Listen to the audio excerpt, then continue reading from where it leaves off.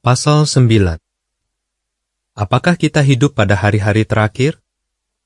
Peristiwa-peristiwa apa pada zaman kita yang dinubuatkan dalam Alkitab?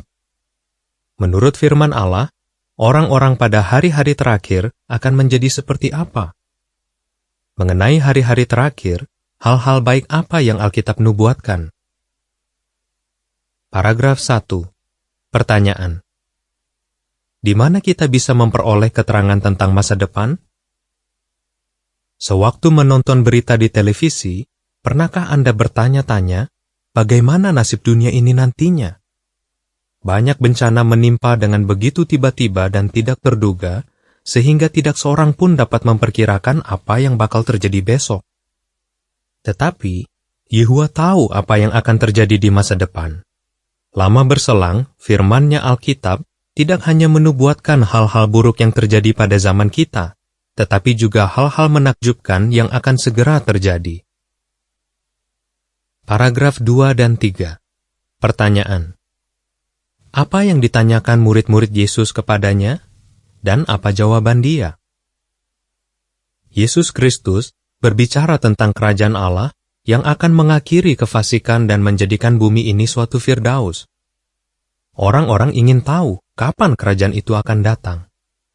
Sebenarnya, murid-murid Yesus bertanya kepadanya, "Apa yang akan menjadi tanda kehadiranmu dan tanda penutup sistem ini?" Matius 24 ayat 3. Yesus menjawab bahwa hanya Allah Yehuwa yang tahu persis kapan sistem ini akan berakhir. Tetapi, Yesus menubuatkan hal-hal yang bakal terjadi di bumi tidak lama sebelum kerajaan itu mendatangkan perdamaian dan keamanan sejati bagi umat manusia. Apa yang ia nubuatkan kini sedang terjadi. Sebelum memeriksa bukti bahwa kita sekarang hidup pada masa penutup sistem ini, mari kita bahas sejenak suatu perang yang mustahil dilihat oleh manusia. Perang itu terjadi di surga, tetapi dampaknya mempengaruhi kita. Perang di surga. Paragraf 4 dan 5. Pertanyaan A. Apa yang terjadi di surga tidak lama setelah Yesus menjadi raja? Pertanyaan B. Menurut penyingkapan atau Wahyu 12 ayat 12, apa dampak perang di surga? Pasal sebelumnya menjelaskan bahwa Yesus Kristus menjadi raja di surga pada tahun 1914. Tidak lama setelah itu, Yesus bertindak. Pecahlah perang di surga, kata Alkitab. Mikael, nama lain untuk Yesus, beserta malaikat-malaikatnya bertempur melawan naga itu, setan si iblis. Dan naga itu beserta malaikat-malaikatnya bertempur. Catatan kaki mengatakan, untuk keterangan yang menunjukkan bahwa Mikael adalah nama lain untuk Yesus Kristus, lihat apendiks halaman 218-219 dari edisi tercetak. Akhir catatan kaki. Setan beserta malaikat-malaikatnya yang fasik, yaitu hantu-hantu, kalah dan dicampakkan dari surga ke bumi. Malaikat-malaikat Allah yang setia bersuka cita bahwa setan dan hantu-hantunya telah disingkirkan. Sebaliknya, manusia tidak dapat bergembira seperti mereka, karena Alkitab menubuatkan, celaka bagi bumi, sebab si iblis telah turun kepadamu dengan kemarahan yang besar, karena ia tahu bahwa waktunya tinggal sedikit. Penyingkapan 12, ayat 7, 9, dan 12. Perhatikanlah apa dampak perang yang terjadi di surga itu. Dalam kemarahannya karena diusir dari surga, setan mendatangkan celaka atau kesusahan ke atas penduduk bumi. Seperti yang akan Anda lihat, kita sekarang hidup pada zaman yang penuh kesusahan itu, tetapi hanya relatif sebentar saja. Waktunya tinggal sedikit. Setan pun menyadari hal itu. Alkitab menyebut zaman ini hari-hari terakhir. 2 Timotius 3 ayat 1. Alangkah senangnya kita, karena Allah tidak lama lagi akan melenyapkan pengaruh si iblis atas bumi. Mari kita bahas beberapa hal yang dinubuatkan dalam Alkitab yang terjadi sekarang ini. Hal-hal itu membuktikan bahwa kita sedang hidup pada hari-hari terakhir dan bahwa kerajaan Allah akan segera mendatangkan berkat yang tak habis-habisnya kepada orang-orang yang mengasihi Yehuwa. Pertama-tama, mari kita periksa 4 corak dari tanda yang menurut Yesus akan menjadi ciri zaman kita sekarang ini. Peristiwa-peristiwa besar selama hari-hari terakhir. Paragraf 6 dan 7. Pertanyaan. Bagaimana kata-kata Yesus tentang perang dan kekurangan makanan tergenap dewasa ini? Bangsa akan bangkit melawan bangsa, dan kerajaan melawan kerajaan. Matius 24 ayat 7. Jutaan orang kehilangan nyawa dalam perang selama abad yang lalu. Seorang sejarawan Inggris menulis, abad ke-20 adalah abad yang paling berdarah sepanjang sejarah. Selama abad itu, perang hampir tidak pernah berhenti. Selalu saja ada konflik bersenjata yang terorganisasi, kecuali untuk beberapa periode singkat. Sebuah laporan dari Lembaga Pengamat Dunia menyatakan, korban perang pada abad ke-20 ini 3 kali lebih banyak daripada jumlah korban dalam semua perang yang terjadi sejak abad pertama Masehi sampai tahun 1899. Lebih dari 100 juta orang tewas akibat perang sejak tahun 1914. Jutaan orang mengalami penderitaan dan duka cita karena kehilangan orang-orang yang mereka cintai dalam perang. Anda pun mungkin pernah mengalami hal yang sama. Akan ada kekurangan makanan. Matius 24 ayat 7. Menurut para peneliti, produksi makanan telah meningkat pesat selama 30 tahun terakhir ini. Tetapi, problem kekurangan makanan terus berlanjut, karena banyak orang tidak punya cukup uang untuk membeli makanan atau tanah yang dapat digarap. Di negara-negara berkembang, jutaan orang terus menderita kelaparan. Organisasi Kesehatan Dunia memperkirakan bahwa kekurangan gizi merupakan penyebab utama kematian lebih dari 5 juta anak setiap tahun. Paragraf 8 dan 9. Pertanyaan. Apa yang menunjukkan bahwa nubuat Yesus tentang gempa bumi dan sampar telah menjadi kenyataan? Akan ada gempa bumi yang hebat. Lukas 21 ayat 11. Menurut sebuah survei geologi di AS, rata-rata 19 gempa besar terjadi setiap tahun. Ini cukup kuat untuk merusak bangunan dan membelah tanah. Dan setiap tahun, ada saja gempa bumi yang cukup kuat untuk menghancur leburkan bangunan-bangunan. Catatan yang tersedia memperlihatkan bahwa gempa bumi telah memakan lebih dari 2 juta korban jiwa sejak 1900. Sebuah sumber menyatakan, kemajuan teknologi tidak banyak mengurangi angka kematian.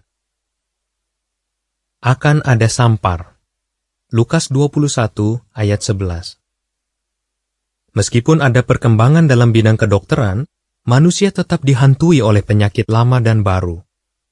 Menurut sebuah laporan, 20 penyakit yang terkenal, termasuk tuberkulosis, malaria, dan kolera, lebih sering berjangkit beberapa puluh tahun belakangan ini, dan beberapa jenis penyakit semakin sulit diobati.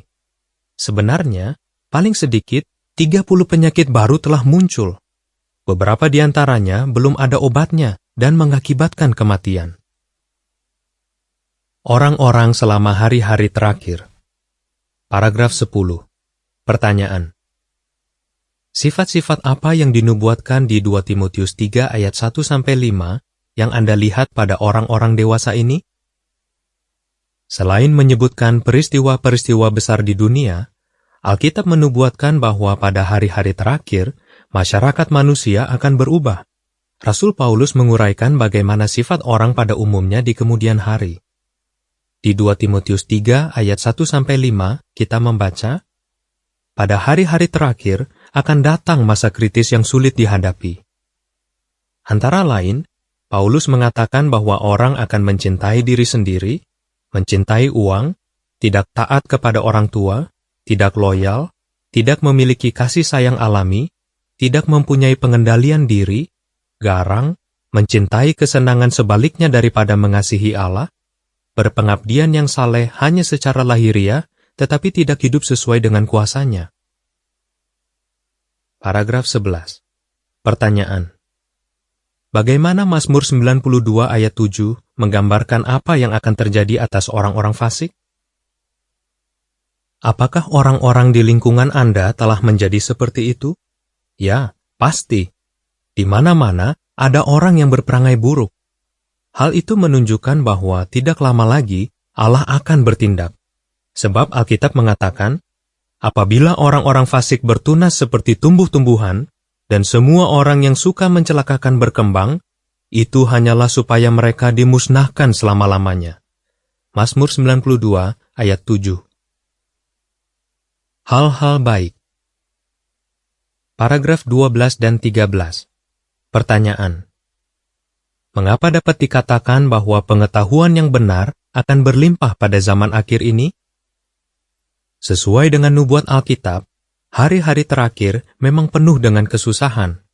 Tetapi, di dunia yang penuh masalah ini, ada hal-hal baik yang terjadi di kalangan para penyembah Yehuwa.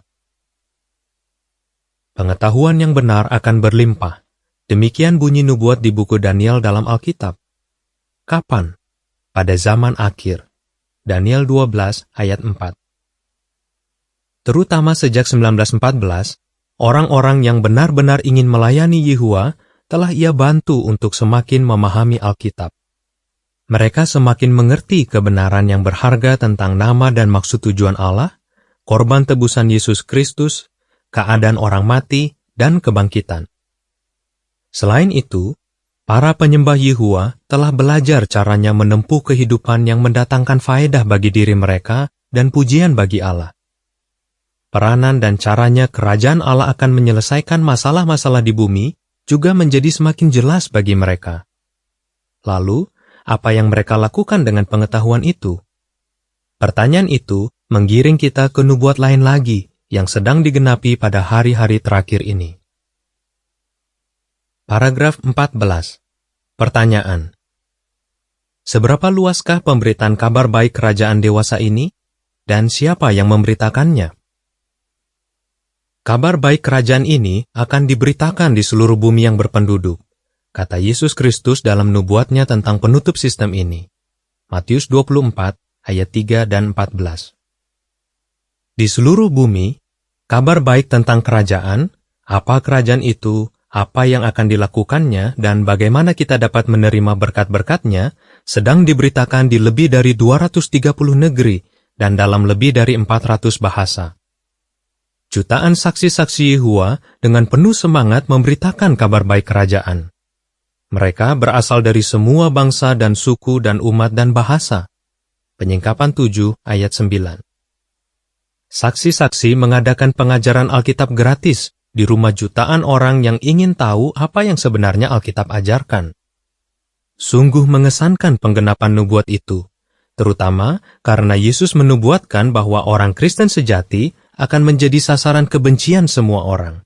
Lukas 21 ayat 17. Apa yang akan Anda lakukan? Paragraf 15. Pertanyaan A. Apakah Anda percaya bahwa kita hidup pada hari-hari terakhir, dan mengapa? Pertanyaan B. Apa artinya akhir itu bagi orang-orang yang menentang Yehuwa dan bagi mereka yang tunduk kepada pemerintahan kerajaan Allah? Karena begitu banyak nubuat Alkitab sedang digenapi, tidakkah Anda setuju bahwa kita hidup pada hari-hari terakhir? Setelah kabar baik itu diberitakan sampai Yehuwa menganggapnya cukup, akhir itu pasti akan datang. Akhir itu adalah saat manakala Allah akan menyingkirkan kefasikan di bumi. Untuk membinasakan semua orang yang sengaja menentang Dia, Yehuwa menggunakan Yesus dan para malaikat yang kuat. Setan dan hantu-hantunya tidak akan menyesatkan bangsa-bangsa lagi. Setelah itu, kerajaan Allah akan mencurahkan berkat ke atas semua orang yang tunduk kepada pemerintahannya yang adil benar. Paragraf 16. Pertanyaan. Tindakan yang bijaksana apa yang harus Anda lakukan? Karena akhir sistem setan sudah dekat, kita perlu menanyai diri sendiri, apa yang harus saya lakukan? Tindakan yang bijaksana adalah terus belajar lebih banyak tentang Yehuwa dan apa yang Ia minta dari kita. Pelajarilah Alkitab dengan rajin. Bergaullah secara rutin dengan orang-orang yang berupaya melakukan kehendak Yehuwa. perolehlah berlimpah pengetahuan yang telah Allah Yahweh sediakan bagi orang-orang di seluruh dunia. Dan buatlah perubahan yang diperlukan dalam kehidupan Anda, agar Anda diperkenan Allah. Paragraf 17. Pertanyaan. Mengapa kebinasan orang fasik akan mengagetkan kebanyakan orang? Yesus menubuatkan bahwa kebanyakan orang akan mengabaikan bukti bahwa kita hidup pada hari-hari terakhir. Orang fasik akan dibinasakan secara tiba-tiba, tanpa diduga-duga.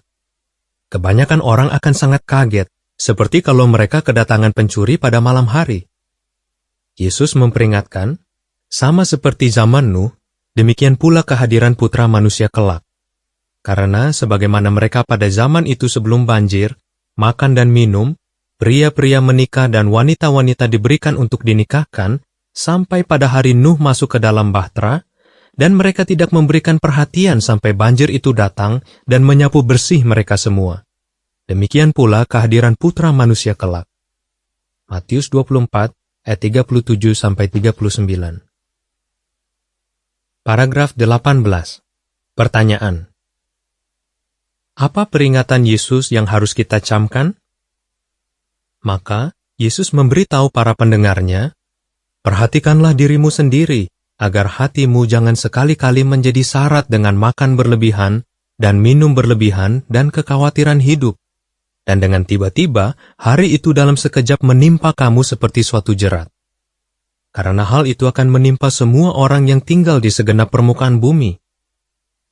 Jadi, tetaplah sadar sepanjang waktu sambil membuat permohonan agar kamu berhasil luput dari semua hal ini yang ditentukan untuk terjadi, dan dapat berdiri dalam keadaan diperkenan di hadapan Putra Manusia. Lukas 21, ayat 34-36. Anda sebaiknya mencamkan kata-kata Yesus itu. Mengapa? Karena orang yang diperkenan oleh Allah Yahweh dan Putra Manusia, Yesus Kristus, memiliki peluang untuk selamat melewati akhir sistem setan, dan hidup selama-lamanya dalam dunia baru yang menakjubkan yang sudah begitu dekat. Apa yang Alkitab ajarkan? Ciri-ciri hari-hari terakhir adalah perang, kekurangan makanan, gempa bumi, dan sampar. Matius 24 ayat 7. Lukas 21 ayat 11. Pada hari-hari terakhir, banyak orang mencintai diri sendiri, uang, dan kesenangan, tetapi tidak mengasihi Allah. 2 Timotius 3 ayat 1-5. Selama hari-hari terakhir ini, kabar baik kerajaan diberitakan di seluruh dunia. Matius 24 ayat 14.